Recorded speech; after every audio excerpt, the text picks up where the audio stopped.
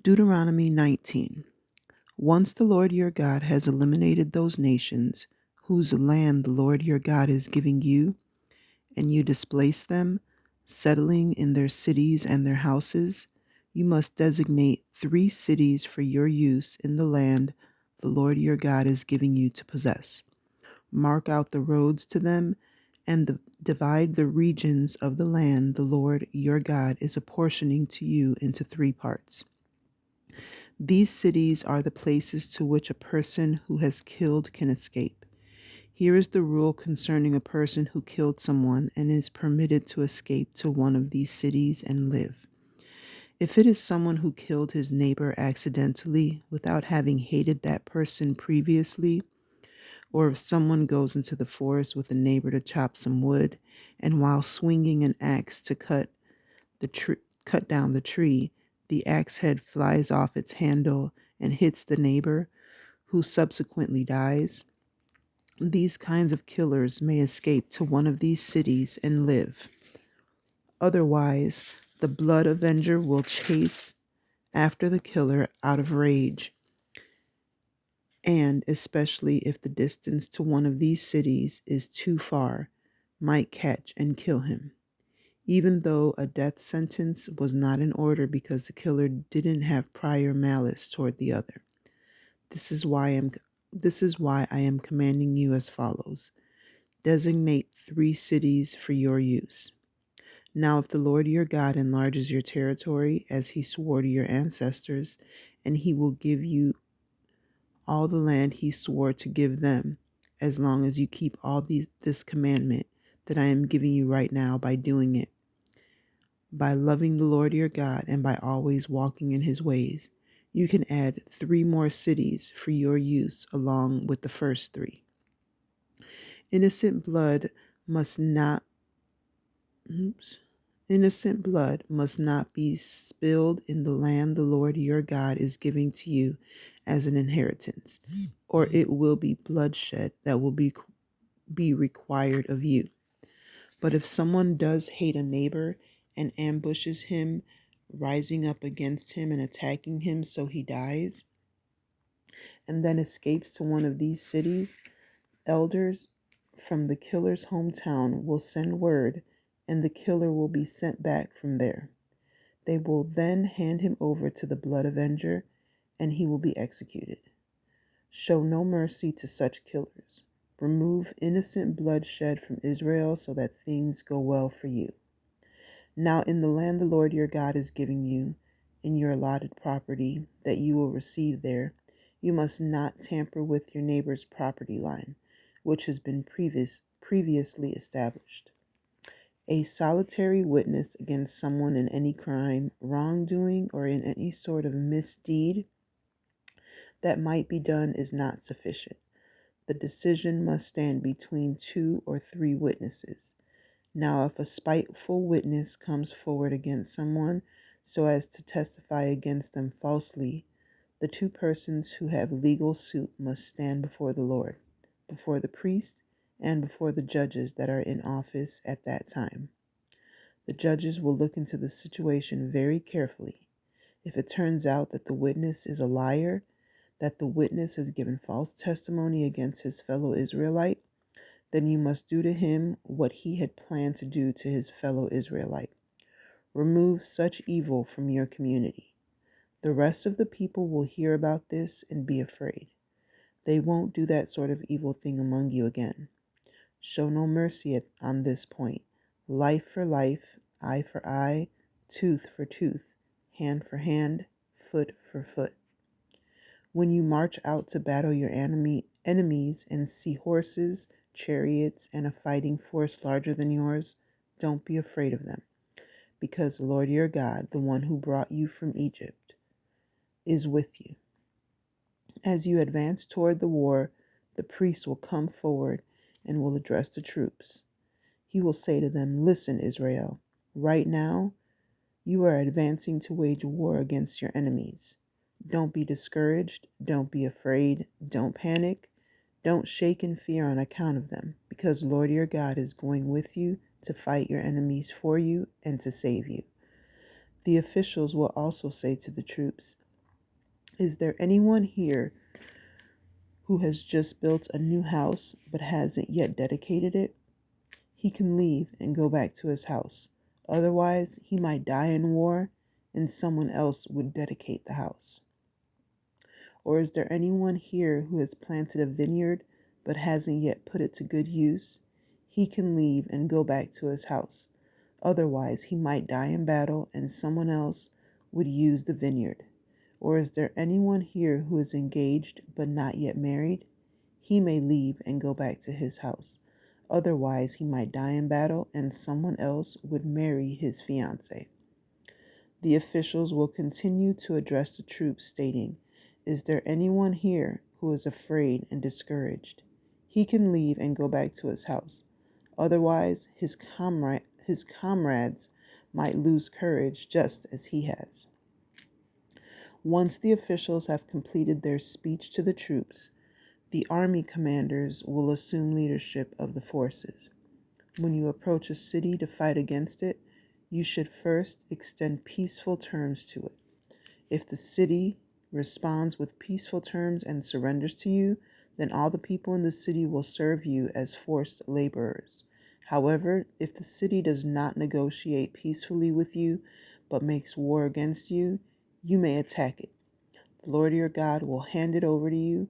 You must kill all the city's males with the sword. However, you can take for yourselves the women, the children, the animals, and all that is in the city, all its plunder. You can then enjoy your enemy's plunder, which the Lord your God has given you. That's what you must do to all the cities that are located far away from you, specifically those cities that don't belong to these nations here. But in the case of any of the cities of these peoples, the ones the Lord your God is giving you as an inheritance, you must not spare any living thing. Instead, you must place these under the ban: Hittites, Amorites, Canaanites, Perizzites, Hivites, and Jebusites, just as the Lord your God commanded you. Then they can't teach you to do all the detestable things they did for their gods, with the result that you end up sinning against the Lord your God. Now, if you have been attacking a city for some time, fighting against it and trying to conquer it, don't destroy its trees by cutting them down with axes. You can eat from those trees. Don't cut them down. Do you think a tree of the field is some sort of warrior to be attacked by you in battle? That said, if you know that a tree is not a food producing tree, you are allowed to destroy it, cutting it down and using it in the siege against the city that is fighting against you until it falls. If a corpse is found on the ground the Lord your God is giving you to possess, lying in a field, and the identity of the killer is unknown, your elders and judges must come out and measure the distances to the cities nearest the body. Once it is determined which city is closest to the dead body, its elders must take a young cow that hasn't been used or yet pulled a plow, and those elders will take the cow down to a ravine with a flowing stream, one that has not been plowed or planted, and they will break the cow's neck right there in the river valley. Then the priest, the descendants of Levi, will step forward because the Lord your God selected them to minister for him and to bless in the Lord's name. And because every legal dispute and case of assault is decided by them, all the elders of the city closest to the corpse will wash their hands over the cow whose neck was broken in the river valley. They will then solemnly state, "Our hands did not shed this blood. Our eyes did not see it happen. Lord, please forgive your people Israel, whom you saved. Don't put the guilt of innocent bloodshed on your people Israel." Then the blood guilt will be forgiven them. But you must remove innocent bloodshed from your community. Do only what is right in the Lord's eyes. When you wage war against your enemies and the Lord hands them over to you and you take prisoners, If you see among the captives a beautiful woman and you fall in love with her and take her as your wife, bringing her into your home, she must shave her head, cut her nails, remove her prisoner's clothing, and live in your house, mourning her father and her mother for 1 month. After that, you may consummate the marriage. You will be her husband and she will be your wife. But if you aren't pleased with her, you must send her away as she wishes. You are not allowed to sell her for money or treat her as a slave because you have humiliated her. Now suppose a man has 2 wives, one of them loved and the other unloved. Both wives bear children, but the oldest male is the unloved wife's child.